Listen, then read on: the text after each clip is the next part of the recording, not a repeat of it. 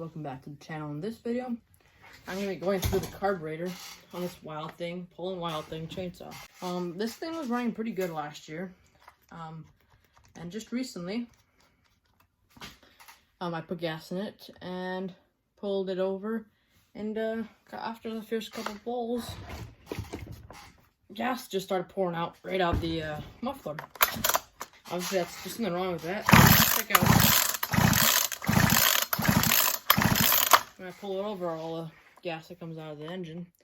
So I think the metering diaphragm is stuck on, which means gas is always flowing through, and you don't want that because it'll never stop and it'll just keep pushing gas through. So we're gonna take it apart and see if my theory is correct.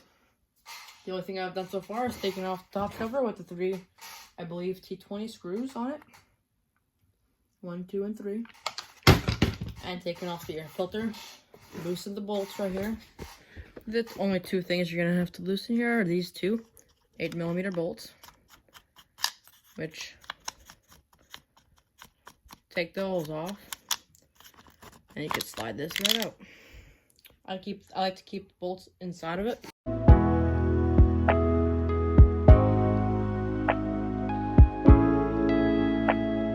I got the carb off. Pretty easy. Another thing you could have done, take off the choke knob, is inside of it. There's 2 knobs. You could squeeze those together and it just comes out. And then when it's time to put it back together, just pop it right back in and you're good. So now there's only really 3 screws that you gotta take out, and these 2 here and this one right here. What you're gonna need is a Phillips.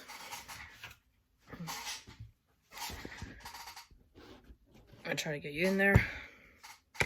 So right here, first screw you're gonna take off, just slide this one right out.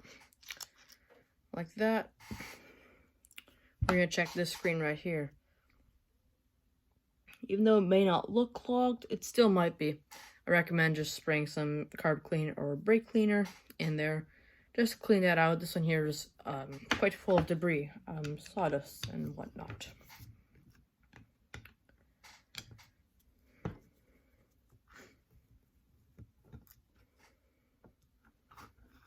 Now this is the other side. We're going to take off these 2 screws here. And this plate should come off. And I just so happen to be correct. Look at that.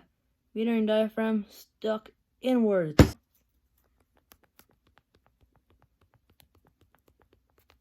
That this is a little bit petrified. So I recommend changing it with a new one. What you got to do when you're changing it with a new one is you got to carefully peel the diaphragm off the gasket. If you don't do it delicately, or if you peel it off the base and you just peel it right off, you could rip this gasket and you need to replace the gasket as well, instead of just simply replacing the diaphragm. I recommend probably just ordering a carb kit for this, but I'm going to change the diaphragm and see what happens. So I'm going to go in my parts and see if I can find the diaphragm. Okay, so now got my diaphragms, and I have just about every size in here and all sorts of carb kits, but I only need one, and you're gonna have to examine it to see if it's the same. The main thing you gotta examine for is if the original diaphragm has the same size nipple right in the middle, the little dot in the middle, as the one you're replacing it with. This one here seems to be perfect. I'm going to pop the new one on.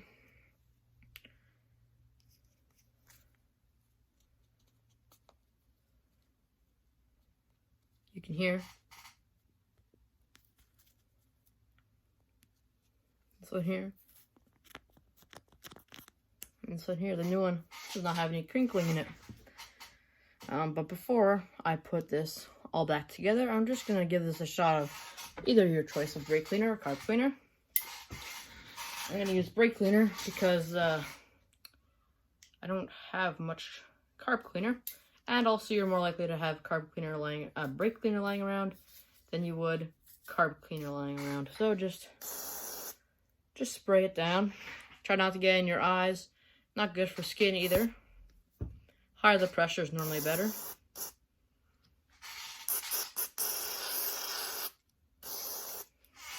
And then just rinse that off. Make sure that the screen is completely dry.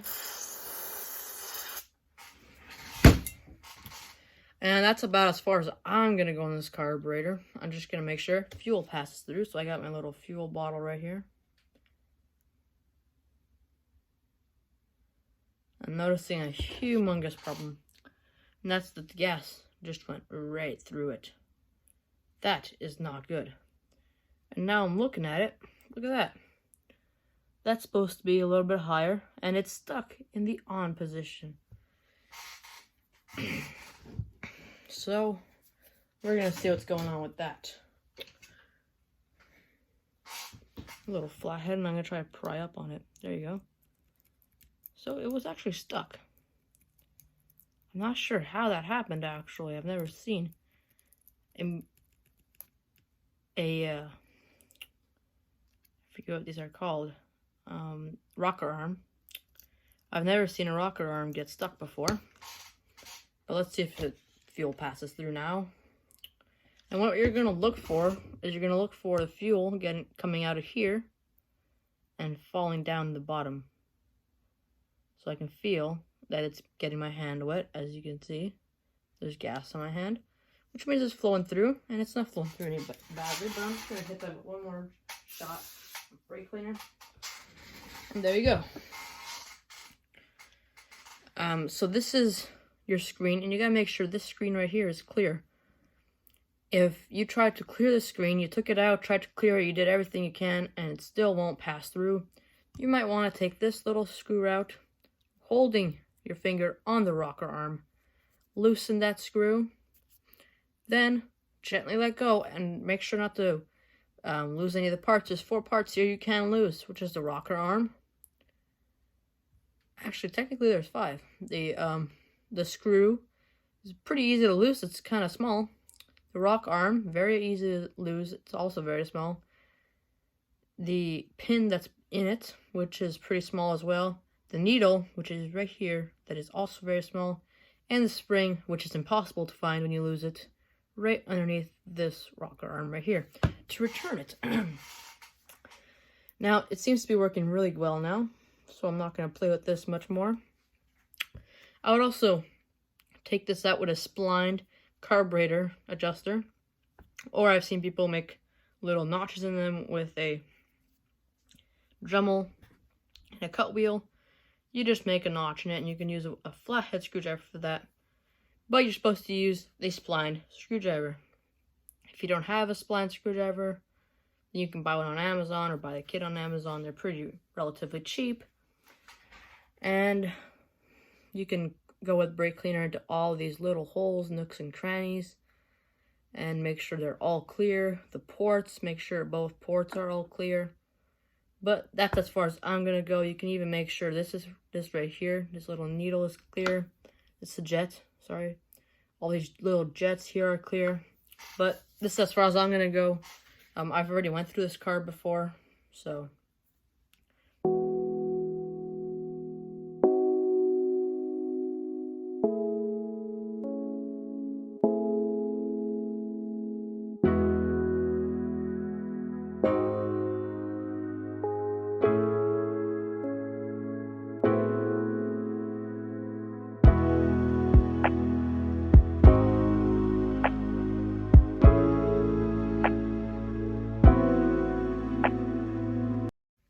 Okay, now get it on and make sure, hold your carb like this and make sure your throttle works. Now, I've done it many times where I put it all together and the throttle does not work. So ever since that has happened, I always check if my throttle worked. Because sometimes something might not be in the right position. And for me, it was the throttle linkage was not on the right side of the fuel line outlet. So that was my problem. And now I'm going to get this cover on, so you could just slide that right on like this. Super simple. And get your nuts on it.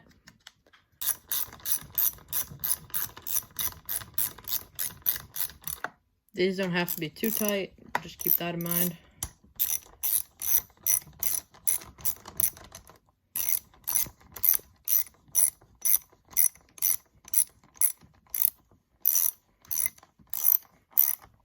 and hope that my repair here worked. I found a total of 2 problems on this, one of which I had seen coming.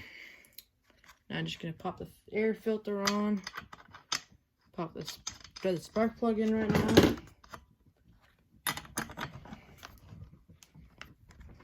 Put your spark plug boot on.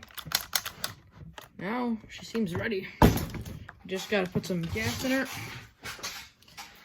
and see what happens.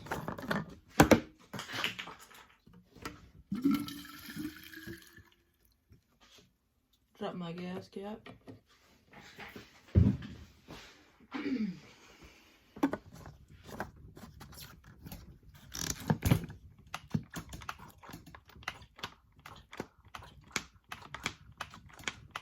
Just gonna make sure my primer works now.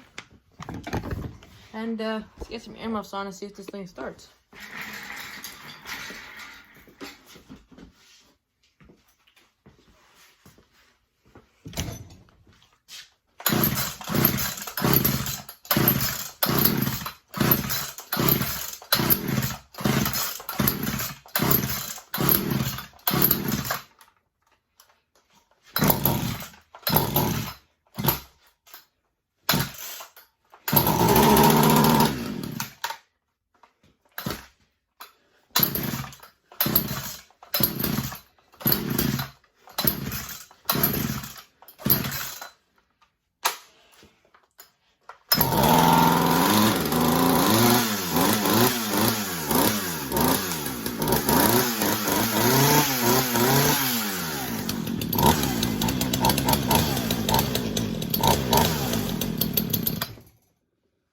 Have to put some earmuffs on there.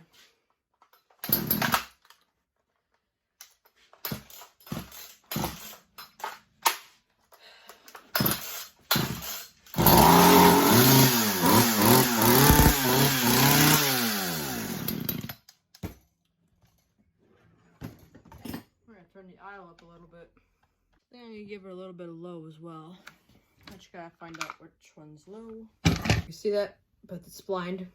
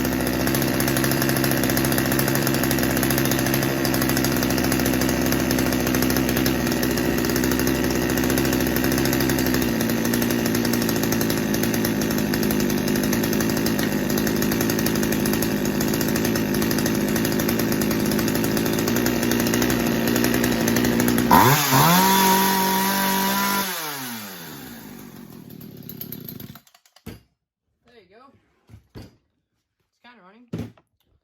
Not sure if you heard anything I said while I was running it, but It doesn't sound terrible. It's up and down. I think it might have some crank seal issues. But it runs. I hope you enjoyed the video, and I hope you learned something from it. Thanks for watching, and don't forget to like and subscribe.